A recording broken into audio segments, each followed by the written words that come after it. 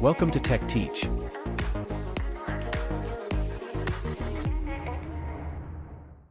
The next topic that we will be looking at is error detection and correction, and after that we will see some data link layer control about this error detection and correction. We starting with the next topic, that is error detection and then correction. So basically our motive is whenever there is an error while sending a data from one device to another device, then how we can detect that error and how we can correct it. This is all about this topic basically. Whenever we are sending a data, we already know like we are sending a data from one device to another by using a medium. So that medium can be the part of error or the noise source. That noise source can be added into that medium, so that can create or change the message that we are sending. So that will be causing an error into the message at the receiver end. Our motive is to detect that error. So we will be looking at like how we can detect an error and how we can correct it. While detection is done and correction is done, we will be just looking at like what different steps are basically followed for error detection and correction. So here some points are there.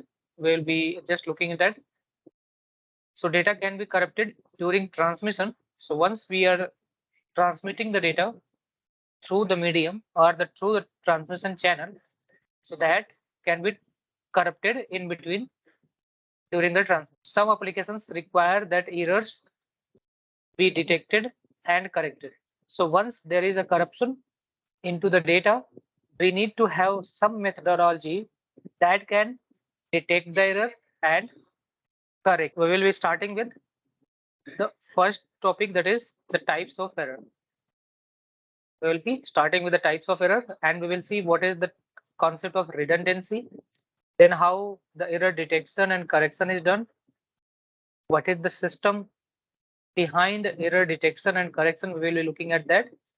And for error correction, what are the different methods we will be looking at.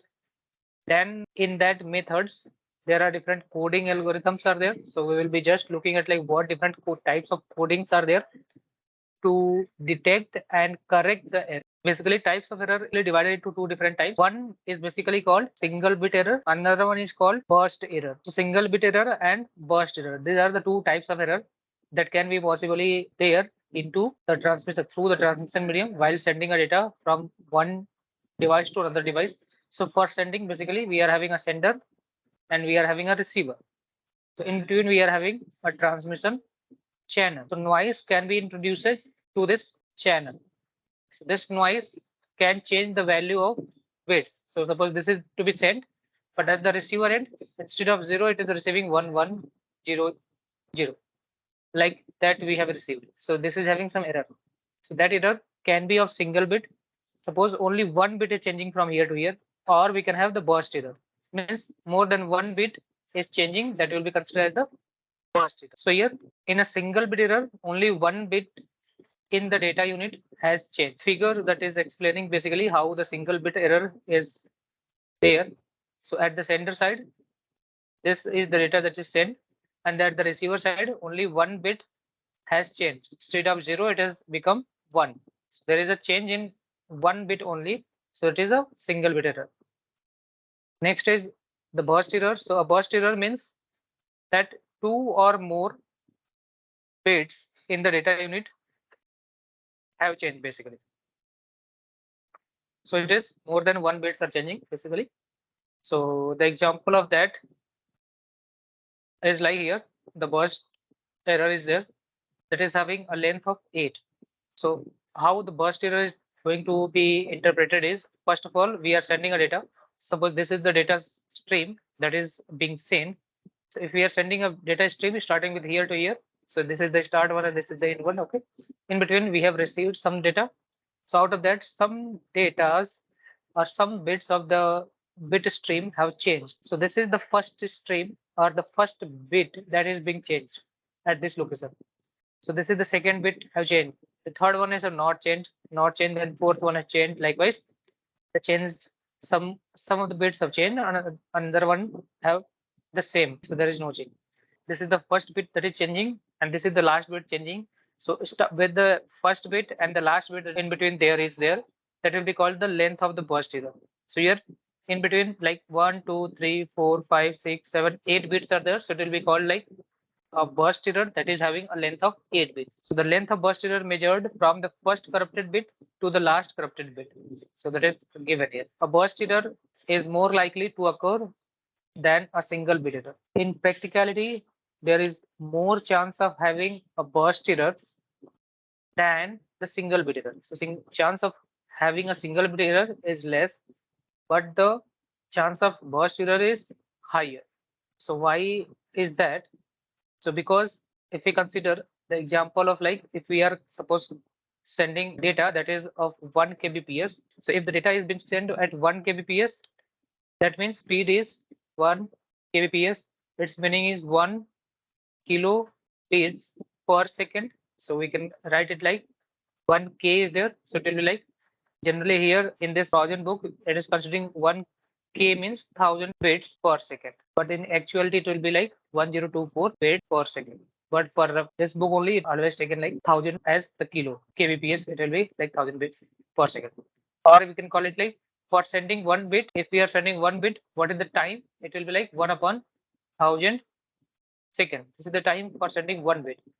So that means to change one bit of the message, the noise should be having a timing of 1/1000 seconds. So if any noise is coming from the environment to the transmission medium, it should be affecting with respect to time like 1/1000 seconds. So if the noise is affecting for this amount of seconds, it will be affecting one bit only.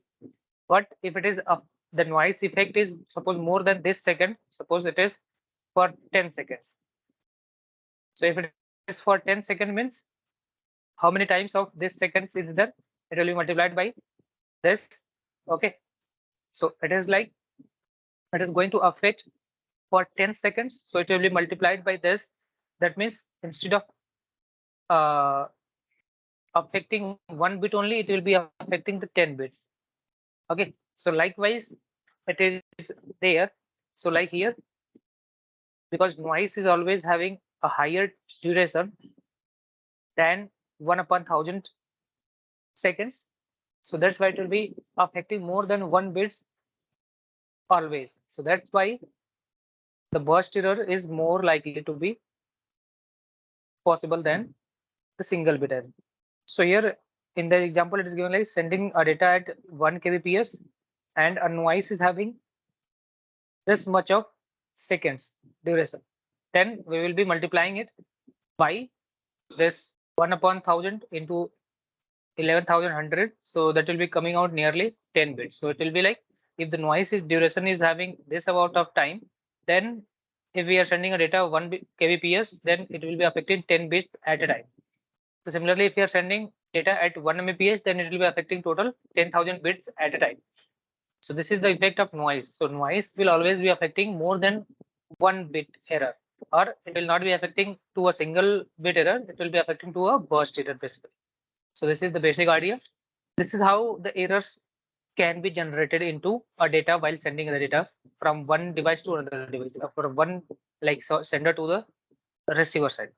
But how we can detect it? First of all, we need to detect it. So for detection and correction, so first step is for detection. So to detect basically or to correct, we need to send some more bits along with the data bits.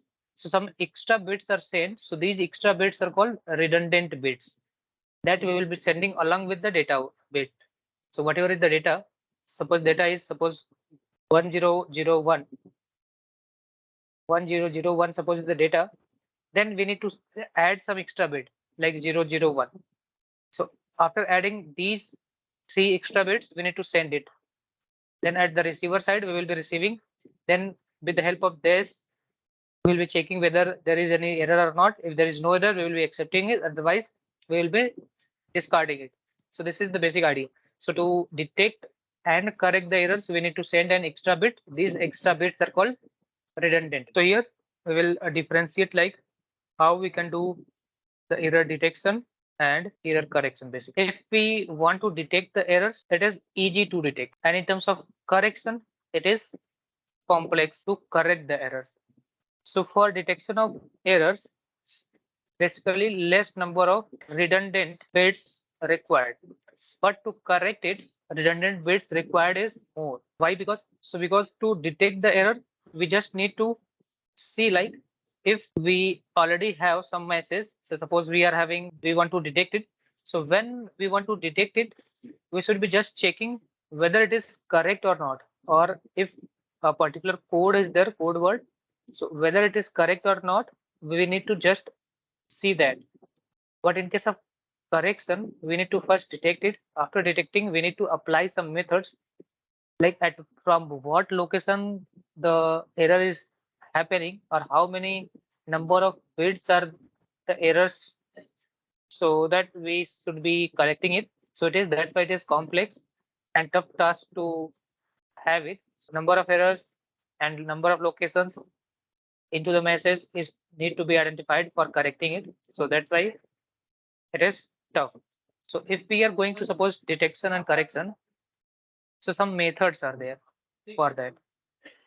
So that methods are basically called like the forward error correction methods, or some other method is like retransmission. So if we want to correct the error, detect and correct, we are having some methods. So that method is like forward error correction or retransmission. So retransmission, we will be doing the retransmission if suppose transmitter is there, it has detected there is an error. The receiver is basically detecting the error.